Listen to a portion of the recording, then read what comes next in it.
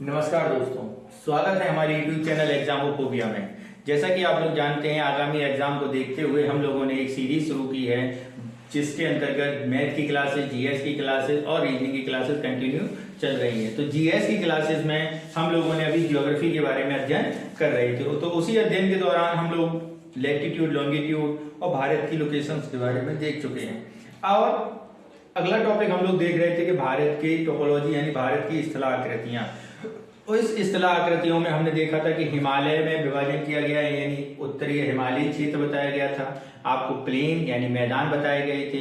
आपको प्रायद्वीपीय भारत में दो क्षेत्र बताए गए थे, यानी दक्षिण भारत और उसके अलावा समुद्र के आसपास यानी कोस्टल एरियाज। इसके अलावा थार मरुस्थलीय एरियाज बताए गए थे और द्वीप समूह बताए गए थे। तो उसी पॉइंट को आगे बढ़ाते हुए हम लोग अब अगले टॉपिक के पास चलते हैं और अगला टॉपिक है हमारा द्वीप। क्या है बच्चों? द्वीप। जरा देखते हैं द्वीप होता क्या है। पहली बात तो हमेशा एक क्वेश्चन आना चाहिए, व्हाट इज द्वीप, व्हाट इज आइलैंड। यानी द्वीप को अगर इंग्लिश में हम लिखेंगे तो क्या हो जाएगा? द्वीप आपका हो जाएगा आइलैंड हो जाएगा। ठीक है बच्चों, अब जरा देखते हैं कि आइलैंड होता क्या है।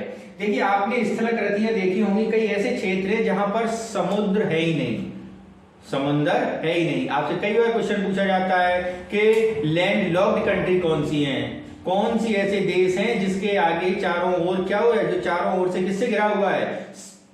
जमीन से घिरा हुआ है। जैसे हम अपने पड़ोसी देश को ही देख ले, नेपाल के आसपास तुम्हें कोई समुद्र दिख रहा है? मैप में जरा देखिए, ध्यान करिए। नेपाल ये रहा, एक तरफ इसके दक्षिण की तरफ क्या है? भारत है। उत्तर की तरफ क्या है? तिब्बत या चीन है। तो ये जो ऐसे देश होते हैं इसे बोला जाता है लैंडलॉक्ड यानी भूसंतति देश। हिंदी में अगर देखेंगे तो क्या बोला जाएगा? भूसंतति देश। ठीक है, अब ऐसी ही स्थितियां ज्योग्राफी में अगर हम आए तो देखें द्वीप क्या है। तो द्वीप यानी वो क्षेत्र है जो चारों ओर से किससे घिरा हो? चारों ओर से समुद्र से। किससे घिरा हो? चारों ओर से समुद्र से घिरे हुए क्षेत्र को क्या बोला जाएगा?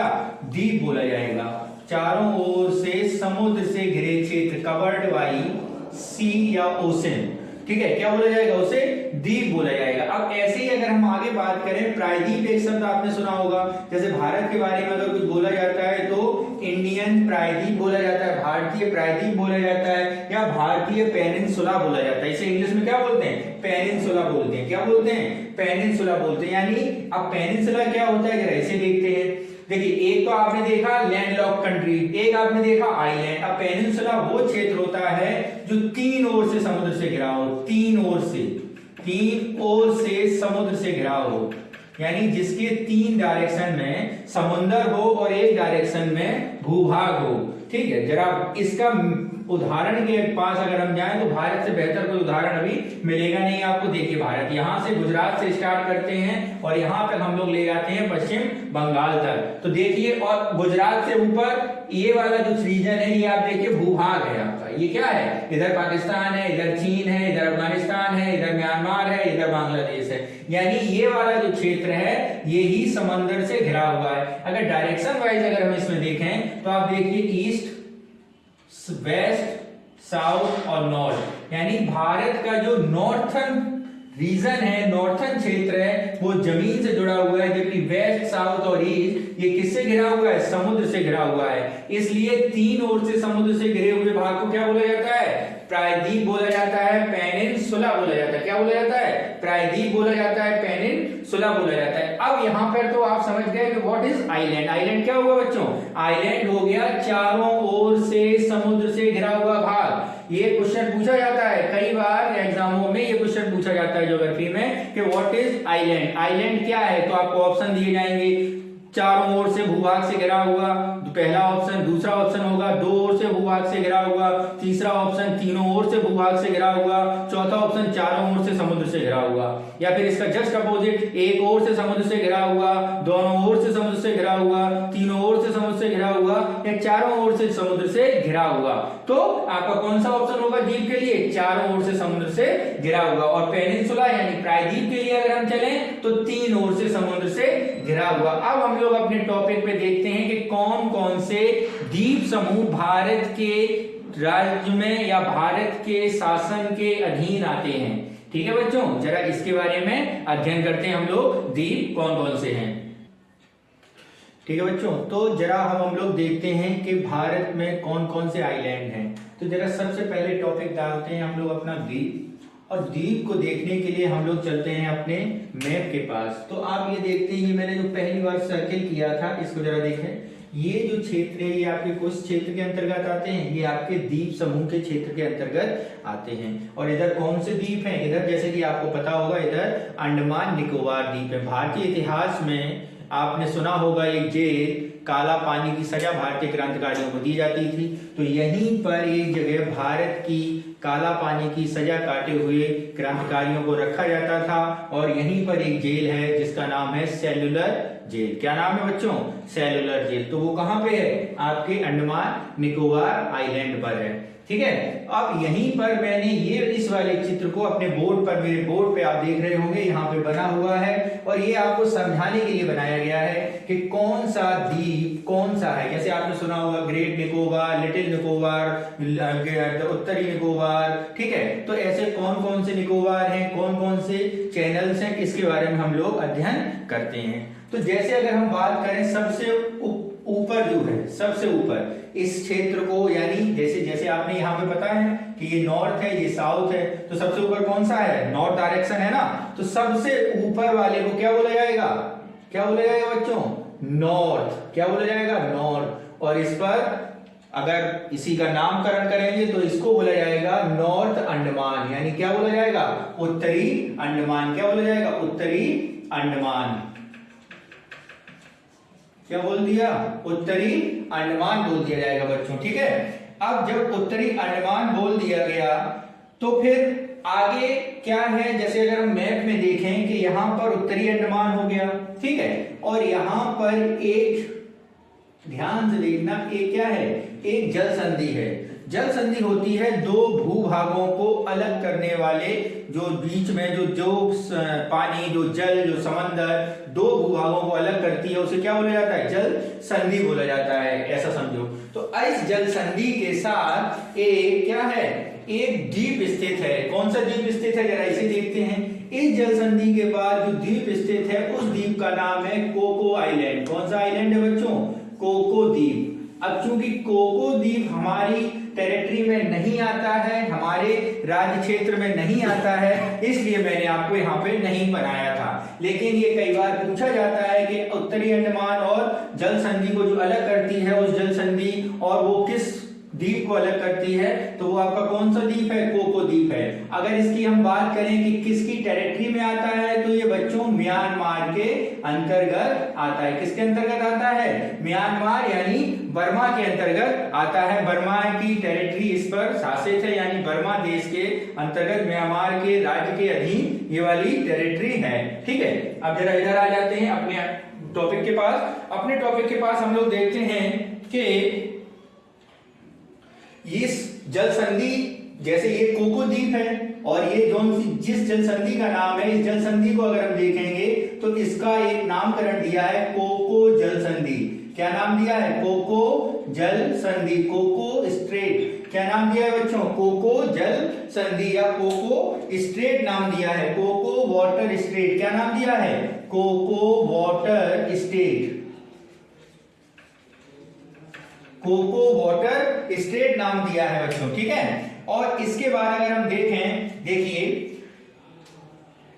इसके बाद अगर हम देखें तो इस उत्तरी अंडमान में क्या स्थित है? सबसे उत्तर में अंडमान का जो सिरा स्थित है, जो क्षेत्र स्थित है, उसका नामकरण उत्तरी अंडमान हो गया। ठीक है, अब यहाँ पर कुछ ऐसी स्थलाकृतियां हैं जिनको जानना हमारे एग्जाम के पॉइंट ऑफ व्यू से काफी महत्वपूर्ण है। तो एक स्थलाकृतियां यहाँ पर है, एक माउंटेन है जिसको हम लोग देखते हैं। क्या माउंटेन नाम है? जरा उसको देखते हैं। यहाँ पर एक माउंटेन स्थित है जो अंडमान का सबसे ऊंचा माउंटेन है, या सबसे ऊंची चोटी स्थित है। उस चोटी का नाम अगर आपको याद आ रहा है तो कमेंट बॉक्स में बताइए बच्चों। अगर उस चोटी का नाम है सीडल पीक। कौन सा पीक है? Seidel peak. सीडल पीक या सीडल चोटी। अंडमान की सबसे ऊंची चोटी कहां पर स्थित है? उत्तरी अंडमान में स्थित है। कहां पर स्थित है? उत्तरी अंडमान में स्थित है। यानी आपका पहला पॉइंट क्या मिला बच्चों कि उत्तरी अंडमान में कौन सी चोटी स्थित है? सीडल चोटी स्थित है। अगर उसकी हाइट की अगर हम बात करें तो 732 कितने मीटर है? 732 कितने मीटर है बच्चों? 732 मीटर ऊंचाई है इसकी। यहाँ पर अगर हम इसकी हाइट भी अगर लिखते हैं सेडल चोटी की तो कितनी है? 732 मीटर। इसकी हाइट भी बच्चों कितनी है? 732 मीटर स्थित है, चोटी की हाइट है। ठीक है, इसके बाद उत्तरी अंडमान के बारे में सारा पता चल गया। इसके बाद हम लोग अपने अगले पॉइंट पर चलते हैं। ठीक है बच्चों, अगले पॉइंट पर हम लोग चलें तो वो है हमारा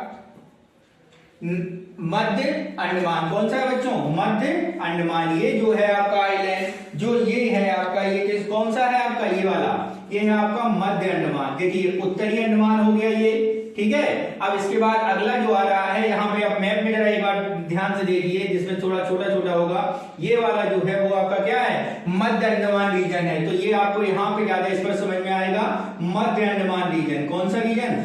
मध्य अंडमान रीजन। मध्य अंडमान रीजन की विशेषता क्या है? जैसे उत्तरी अंडमान की विशेषता क्या है? सबसे ऊंची चोटी क्या हो गई? Seidel peak. कहां पर स्थित है? उत्तरी अंडमान में। वैसे ही मध्य अंडमान की एक विशेषता है, और वो विशेषता बच्चों है कि ये सबसे बड़ा द्वीप है। अंडमान निकोबार का सबसे बड़ा द्वीप कौन सा है? सबसे बड़ा द्वीप कौन सा है बच्चों? सबसे बड़ा द्वीप है मध्य अंडमान। कौन सा है बच्चों? मध्य अंडमान। कौन सा है? मध्य अंडमान। सबसे बड़ा द्वीप कौन सा है बच्चों? मध्य अंडमान है। ठीक है बच्चों, इसके अलावा यहाँ पर अगर हम बात करें आगे कि जो बनता है अगला अंडमान, जो ये क्षेत्र है, ये वाला आपका है दक्षिणी अंडमान। कौन सा है बच्चों? दक्षिणी अंडमान। क्या है? दक्षिणी अंडमान। जैसे डायरेक्शन में उत्तर, फिर मध्य, फिर आ गया दक्षिणी अंडमान। क्या है? उत्तर, मध्य और दक्षिणी अंडमान आ गया। ठीक है, अब इसके बाद अगर हम बात करें कि दक्षिणी अंडमान के बाद ये गैप है, तो ये गैप क्या है? ये एक और जल संधि है। क्या है? एक और जल संधि है। और इस जल संधि को जो नाम दिया गया है बच्चों वो है डंकन। क्या है बच्चों? डंकन। क्या है? डंकन। Duncan straight. क्या है बच्चों? डंकन स्ट्रेट है नाम। ठीक है, यानी अगर आपसे पूछा जाए कि कौन सा है बच्चों? डंकन स्ट्रेट है। ठीक है, और इसके बाद जो आता है ये जो बनता है ये लास्ट में, इसका नाम है छोटा अंडमान, लिटिल अंडमान। क्या है बच्चों? लिटिल अंडमान। क्या है बच्चों? लिटिल अंडमान। ठीक है, क्या है बच्चों? लिटिल अंडमान। क्या है? लिटिल अंडमान। अब ये देखिए, आपने लिटिल अंडमान देख लिया, दक्षिण अंडमान देख लिया, उत्तरी अंडमान देख लिया और मध्य अंडमान देख लिया। ठीक है, अब हम जरा चलते हैं अपने अगले पॉइंट पर। ये जो आपकी आती है एक अलग जल संधि, जिसको नाम दिया गया है, इसको इसके चैनल के अनुसार ही नाम दे दिया गया है। और इस चैनल को कई बार क्वेश्चन पूछा जाता है कि कौन सा चैनल और अंडमान को निकोबार के बीच में है। कौन सा चैनल अंडमान और निकोबार के बीच में है? तो बच्चों ये जो चैनल है, इस चैनल का नाम दिया गया है 10 डिग्री चैनल। कौन सा चैनल है बच्चों? 10 डिग्री चैनल। यानी 10 डिग्री चैनल क्या है? अंडमान और निकोबार के बीच में स्थित है। 10 डिग्री चैनल किस किस के बीच में स्थित है? अंडमान और निकोबार के बीच में स्थित है। ठीक है बच्चों, तो जरा इसका जैसे इनका अलग अलग नामकरण किया गया है, वैसा ही इनका भी नामकरण किया गया है। जरा देखते हैं इनका। अगर हम बात करें तो ये है आपका कार निकोबार। क्या है बच्चों? कार निकोबार। कौन सा है? कार निकोबार। कौन सा है यहाँ पर सबसे ऊपर? कार निकोबार। और उसके बाद ये देखिए, ये है आपका मध्य निकोबार। कौन सा है बच्चों? मध्य निकोबार है। कौन सा है बच्चों? मध्य निकोबार है। और इसके बाद सबसे लास्ट में अगर हम यहाँ बात करें तो इसका नाम दिया गया है ग्रेट निकोबार। क्या दिया गया है? ग्रेट निकोबार नामकरण दिया गया है। यानी जैसे आपके उत्तरी अंडमान, मध्य अंडमान, दक्षिणी अंडमान और छोटा अंडमान नामकरण दिया गया है, वैसा ही नामकरण यहाँ भी निकोबार का भी दिया गया है। क्या क्या नाम है? कार निकोबार, मध्य निकोबार, ग्रेट निकोबार। क्या क्या है? कार निकोबार, मध्य निकोबार और ग्रेट निकोबार। ठीक है, अब जरा हम बात करते हैं कि इस निकोबार में कोई पर्वत चोटी कहीं पर स्थित है कि नहीं। तो एक पर्वत यहाँ पे भी है। जैसे यहाँ पर एक सेडिल चोटी थी, वैसे ही एक चोटी यहाँ पर भी है ग्रेट निकोबार में। उस चोटी का नाम अगर हम देखें तो वो है माउंट, कौन सी चोटी है बच्चों? माउंट थूलियर। कौन सी चोटी है? माउंट थूलियर। क्या है? माउंट थूलियर चोटी कहां पर स्थित है? माउंट थूलियर चोटी आपकी स्थित है ग्रेट निकोबार में। और इसकी हाइट की बात करें तो इसकी हाइट भी है 642 मीटर। कितनी है? 642 मीटर। क्या है बच्चों? 642 मीटर है। किसकी है इसकी हाइट? 642 मीटर।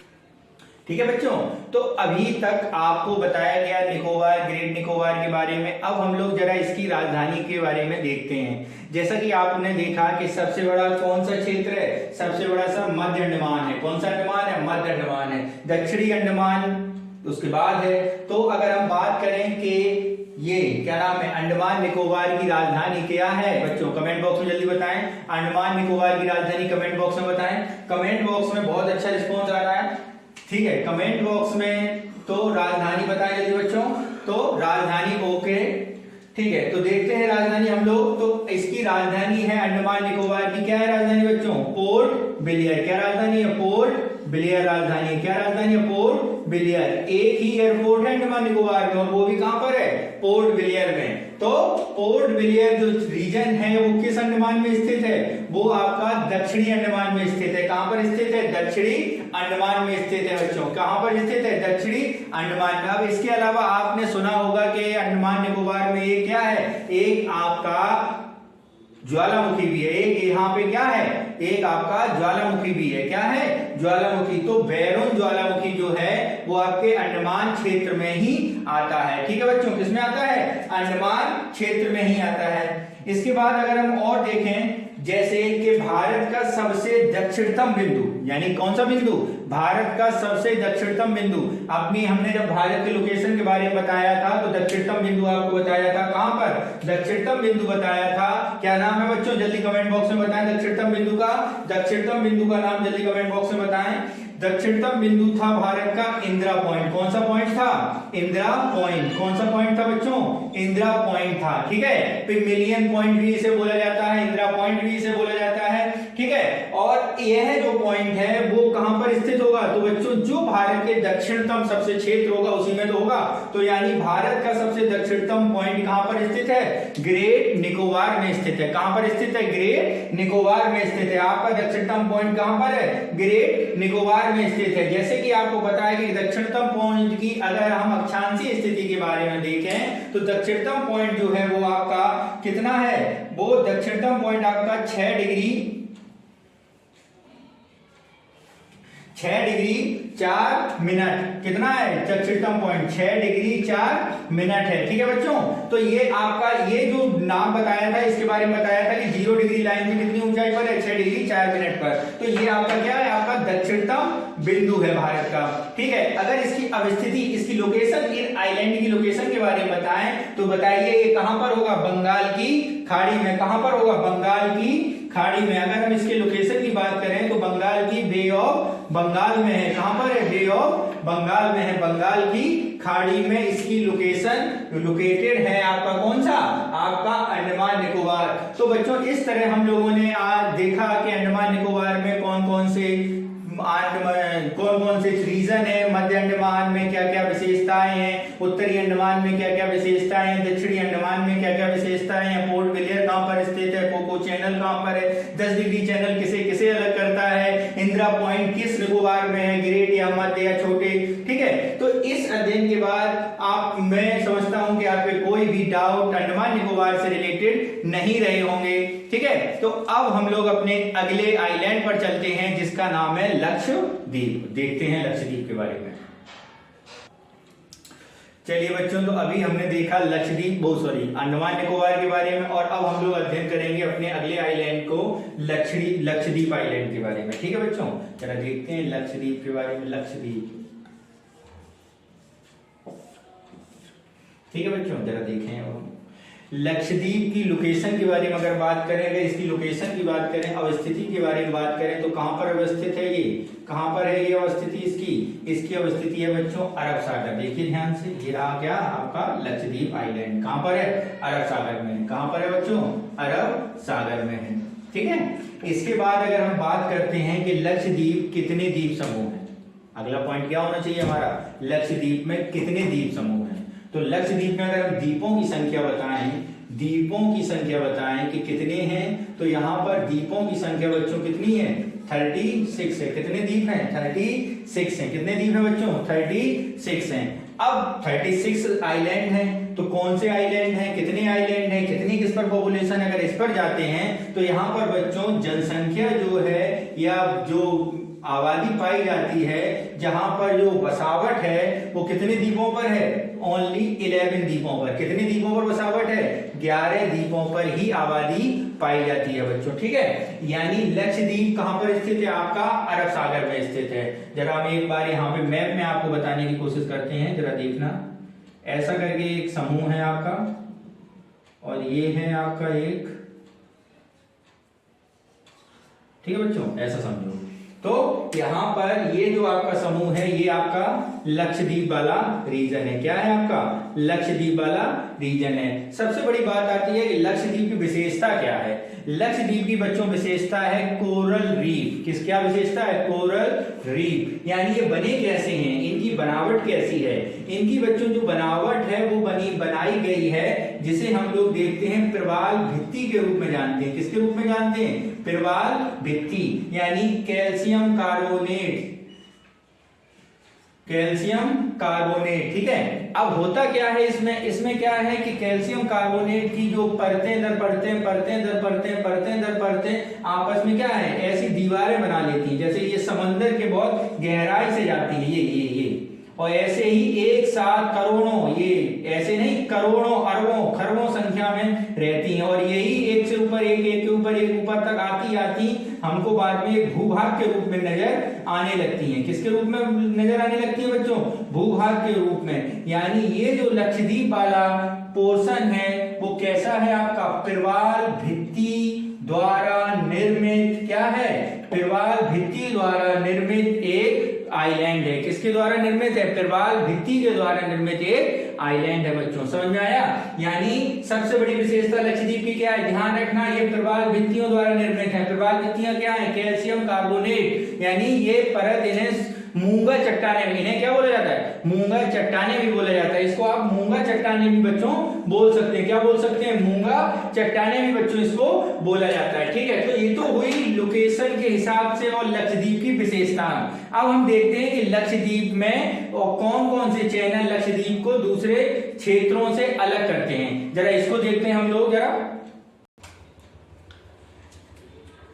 ठीक है। लक्षद्वीप के बारे में हम लोग आगे देखते हैं कि क्या है, जरा एक बार रिकॉल कर लेते हैं। जैसे लक्षद्वीप के बारे में क्या बताया सर, ये प्रवाल भित्तियां हैं, क्या है, प्रवाल भित्तियां या मूंगे हैं, इन्हें क्या बोल सकते हैं, मूंगा हैं। ये मूंगे आए, मूंगों ने कैल्शियम कार्बोनेट बनाया, CaCO3 बनाया, और इसके बाद लेयर बनी इनकी, और लेयर ने बनने के बाद बन गया आपका द्वीप फॉर्मेशन। क्या बन गया, द्वीप फॉर्मेशन बन गया, यानी द्वीप बन गई, ठीक है। तो यानी पहले मूंगा चट्टानें बनी, फिर इनसे कैल्शियम कार्बोनेट निकला, फिर लेयर दर लेयर बनता गया, और फिर क्या बन गया आपका, द्वीप बन गया, ठीक है। अब इसके बाद जो अगला हमारा पॉइंट है, अगले पॉइंट की बात अगर हम करें तो अगला जो पॉइंट है हमारा, वो हमारा लगता है कि कितने आइलैंड है, तो सर आपके 36 टोटल आइलैंड है। कितनों पे आबादी है सर, 11 पर आबादी है, ठीक है। इसके बाद कुछ चैनल आते हैं बच्चों, क्या आते हैं, चैनल, जो क्वेश्चन में पूछे जाते हैं। तो दो चैनल बहुत महत्वपूर्ण है, एक है आपका 9 डिग्री चैनल। कितना चैनल महत्वपूर्ण है, 9 डिग्री चैनल, और दूसरा चैनल अगर हम बात करें तो वो कितना है, 8 डिग्री चैनल महत्वपूर्ण है। कौन सा चैनल महत्वपूर्ण है, 8 डिग्री चैनल महत्वपूर्ण है। अगर 9 डिग्री चैनल की अगर हम बारे में बात करें तो बच्चों 9 डिग्री चैनल लक्षद्वीप, किसे बच्चों, लक्षद्वीप एवं किसके बीच है, मिनिकॉय के बीच। किसके बीच है बच्चों, लक्षद्वीप और मिनिकॉय के बीच कौन सा चैनल है बच्चों, 9 डिग्री चैनल। कौन सा चैनल है बच्चों, 9 डिग्री चैनल। किस किस के बीच है, लक्षद्वीप और मिनिकॉय के बीच है। ऐसे ही 8 डिग्री चैनल की अगर हम बात करें तो 8 डिग्री चैनल आपका मिनिकॉय और किसके बीच है बच्चों, मिनिकॉय एवं मालदीव के बीच है। ये चैनल बच्चों विशेष का याद रखना, 8 degree channel, 10 degree channel, 9 degree channel. ये क्वेश्चन बहुत ही पेटेंट क्वेश्चन है और ये क्वेश्चन आपसे जरूर पूछे जाते हैं, तो इन पर कभी कंफ्यूज मत होना। लक्षद्वीप और मिनिकॉय के बीच 9 डिग्री चैनल, मिनिकॉय और मालदीव के बीच 8 डिग्री चैनल, ठीक है। तो इस तरह आपका, और एक और बात है कि इसकी राजधानी और है। अब जैसे आपको बताया गया था, क्या बोलते हैं, क्या नाम है इसका, अंडमान निकोबार की राजधानी पोर्ट ब्लेयर है, वैसे ही इसकी राजधानी की अगर हम बात करें तो इसकी राजधानी क्या है, कवरत्ती। क्या है, कवरत्ती, कवारत्ती, ठीक है बच्चों। तो राजधानी क्या है बच्चों, कवरत्ती। क्या राजधानी है आपकी बच्चों, कवरत्ती, ठीक है बच्चों। थोड़ा हिंदी में विशेषता ध्यान दें, ठीक है। तो ये आपका लक्षद्वीप हो गया। यहां से महत्वपूर्ण क्वेश्चन, सबसे पहले कि कौन सी चट्टानों से निर्मित है, प्रवाल भित्ति चट्टानों से निर्मित है, ठीक है। किससे बना है, कैल्शियम कार्बोनेट से बना है। कितने आइलैंड है यहाँ पर, 36 है। कितनों पर आबादी है, 11 पर, 11 पर है। कितने चैनल है, 9 डिग्री और 8 डिग्री। 9 डिग्री चैनल लक्षद्वीप और मिनिकॉय को अलग करता है, यानी 9 डिग्री स्ट्रेट जल संधि आप समझ जाए, जैसे आपको बारे में बताया था, 2 लैंडों को अलग करने वाले भूभाग जल को क्या बोला जाता है, जल संधियां बोला जाता है। 8 डिग्री चैनल मिनिकॉय और मालदीव को अलग करता है, और इसकी राजधानी क्या होगा, कवरत्ती होगा। अब हम लोग अपने अगले समुद्री क्षेत्र पर चलते हैं, अगले आइलैंड पर चलते हैं बच्चों, ठीक है।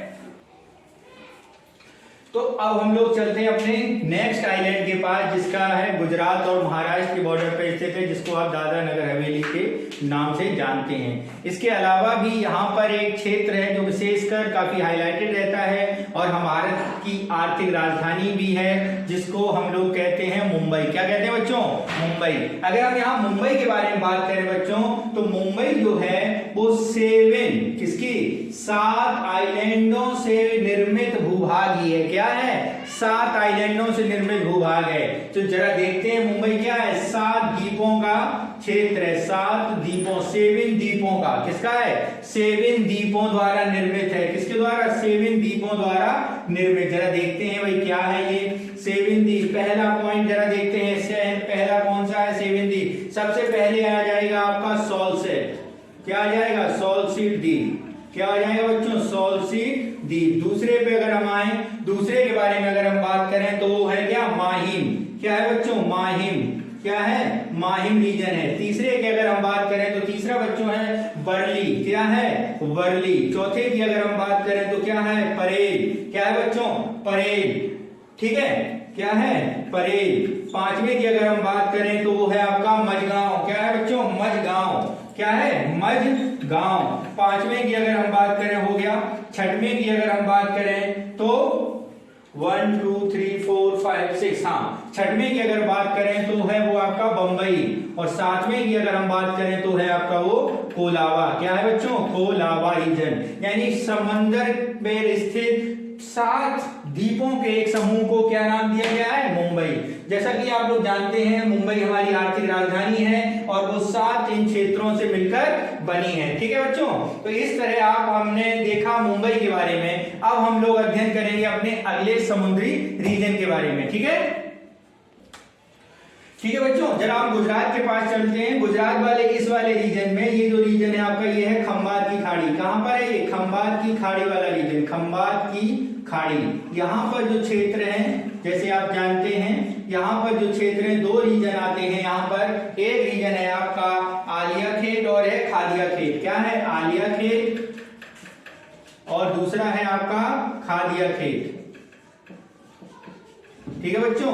ये जो 2 क्षेत्र हैं वो आपके कहां पर आते हैं, खंबात की खाड़ी में आते हैं, ठीक है। और यहाँ पर अगर हम ध्यान से देखें तो यहाँ पर भारत की 2 ऐसी नदियां हैं जो अरब सागर में गिरती हैं, वरना भारत की सारी नदियां कहां पे गिर रही हैं, भारत की सारी नदियां गिरती हैं बे ऑफ बंगाल में। लेकिन यहाँ पर 2 नदियां, नर्मदा, ताप्ती, और ये दोनों नदियां कहां पर गिरती है, बंगाल की खाड़ी में गिरती है। खंबात की खाड़ी कह लो या अरब सागर कह लो, कहां पर, खंबात की खाड़ी या अरब सागर कह लो, ठीक है। तो ये है आपका कहां पर, खंबात की खाड़ी। अब यहीं पर हम लोग चलते हैं अपने अगले क्षेत्र पर, जिसका नाम है सुंदरबन का डेल्टा।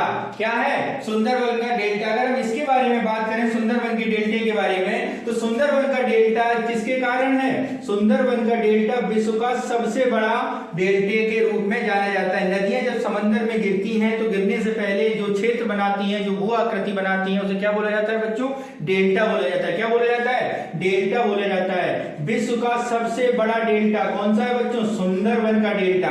और ये कहां पर है, ये इंडिया और बांग्लादेश, कहां पर, विंध्या और बांग्लादेश पर दोनों के बीच बटा हुआ है। यहाँ पर एक वृक्ष पाया जाता है जिस वृक्ष का नाम है क्या, सुंदरी वृक्ष। क्या नाम है, सुंदरी वृक्ष। इसी कारण इसका नाम क्या है, सुंदरबन का डेल्टा। कौन सा डेल्टा है, सुंदरबन का डेल्टा। और ये डेल्टा कौन नदियां बना रही है, ये डेल्टा बना रही है आपकी गंगा और ब्रह्मपुत्र नदी। कौन सी नदी है, गंगा और ब्रह्मपुत्र नदी बनाती है ये वाला डेल्टा। ठीक है बच्चों, और ये जो क्षेत्र है यहाँ पर एक टाइगर पाया जाता है जिसे आप रॉयल बंगाल टाइगर के नाम से जाना जाता है। किसके नाम से, रॉयल बंगाल टाइगर के नाम से जाना जाता है। क्या पाया जाता है, यहाँ पर एक टाइगर पाया जाता है जिस टाइगर को बोला जाता है रॉयल बंगाल टाइगर। और यही टाइगर आपका, इसी प्रजाति का टाइगर आपका नेशनल क्या है, राष्ट्रीय क्या है, पशु है। क्या है, राष्ट्रीय पशु है, रॉयल बंगाल टाइगर। ठीक है, और यहां पर अगर हम बात करें, एक चक्रवात आया था 1971 में, जिस चक्रवात का नाम दिया गया था भोला चक्रवात। कौन सा चक्रवात, भोला चक्रवात बच्चों। ठीक है, तो इस तरह, और यहाँ पर एक पवित्र स्थल भी है। यहाँ पर क्या है, पवित्र स्थल, जिसको हम लोग जानते हैं गंगा सागर के नाम से। कहां पर आता है, पश्चिम बंगाल में ही आता है, गंगा सागर के नाम से, हिंदुओं का काफी पवित्र स्थल है। तो इस तरह आज हम लोगों ने अपने आइलैंड के बारे में जाना, समंदर के आसपास वाले क्षेत्रों के बारे में जाना, और भारत के दो टॉपिक आप लोग समझ गए होंगे, हिमालयी टॉपिक समझ गए होंगे, आइलैंड वाले टॉपिक समझ गए होंगे। और आपने अगर मेरी सारी की क्लासेसों का बार बार देखा होगा, और उसमें से जो आपको स्टैटिक्स वगैरह जो पता चलती हैं वो आपके आने वाले एग्जामों में काफी महत्वपूर्ण है बच्चों। इसलिए बच्चों बराबर अपनी क्लासेस का, अपने एग्जाम को देखते हुए अध्ययन करते रहिए, और कंटिन्यू कोई भी समस्या हो वो पूछते रहिए। धन्यवाद।